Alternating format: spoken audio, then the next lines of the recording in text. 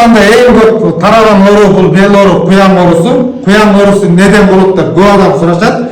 Куян оорусу бул суук тийгенден, нервтерге суук тийгенден, мустак жерге отургандан, андан тышкары балтырларга суук тийгенден дагы куян оорусу пайда болот.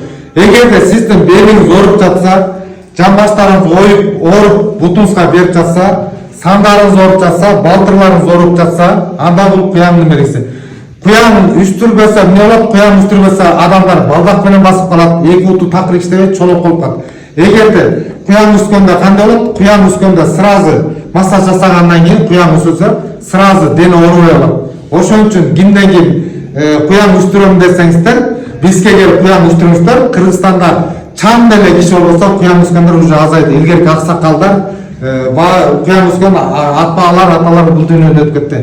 Ошон үчүн эгерде куян үстүрөм десеңиздер, бизге келсеңиздер болот. Биздин адрес Сагынбай Манасчы 147, телефон номерибизди жазып алгыла 509 118 118 жана экинчи телефонубуз 504 112 112. Куян менен ооруган адамдар бизде келип жакшы результатты алып жатат. Ошон үчүн сиздер да келип алып кетиңиздер.